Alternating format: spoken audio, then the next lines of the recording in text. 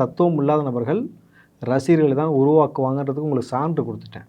இப்போது தத்துவம் இல்லாமல் விஜய் வந்து எந்த ரசிகனை இப்படி முட்டாள்தனமாக உருவாக்கியிருக்காரு நீங்கள் தான் சான்று கொடுக்க முடியுமா? அவங்க சார்பாக இலவசம் உணவு கொடுத்தாக்கா அந்த உணவு கொடுக்கக்கூடிய அந்த இதை நீங்கள் அகற்றிட்டு போகிறீங்க. அவங்க சார்பாக இந்த பக்கம் மருத்துவ உதவி செய்கிறாங்க. அவங்க சார்பாக எல்லா விஷயத்தையும் களத்தில் இறங்கி செஞ்சுக்கிட்டு இருக்காங்கல்ல. தத்துவம் இல்லாத பைத்தியகாரத்தனம் வந்து விஜய் கட்சி சார்பாக யாராவது ஒருத்தர் செஞ்சார்னு காட்டுங்க. இங்கே தத்துவம் இல்லாமல் எத்தனை விஷயம் தமிழ்நாட்டில் தொடர்ச்சியாக நடந்து கொண்டு இருக்கிறது நான் காட்டட்டுமா?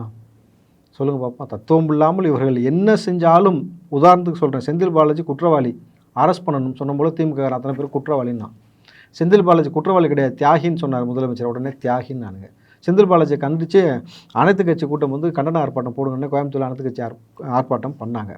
தத்துவம் இல்லாத தலைவர்கள் எப்படி ஒரு பெரும் கூட்டத்தை உருவாக்கி வைத்திருக்கிறது, மன்னவர் சின்னவர்னு சொல்லிடுறதா இருக்கட்டும். இப்போது இது எப்படி விஜய்க்கு பொருந்தும்? நீங்கள் இதை வந்து எதை வந்தாலும் விஜய் பக்கம் மடைமாற்றி விஜயை வந்து மட்டுப்படுத்தணுன்றதான் உங்கள் நோக்கமாக இருந்ததுனால தான் உளவுத்துறையை வச்சு விஜய்க்கு மாநாட்டுக்கு யாரெல்லாம் போனால், யாரெல்லாம் இங்கே சென்னை பகுதியில் வந்து ஆட்களை கூப்பிட்டுட்டு போனான்னு கணக்கெடுப்பு பணி. எதுக்கு இந்த பணி? ஒன்று அவனை மிரட்டணும் எலெக்ஷன் டயத்தில், இல்லை காசு கொடுத்து அவனை விலைக்கு வாங்கணும், இவ்வளோதானே?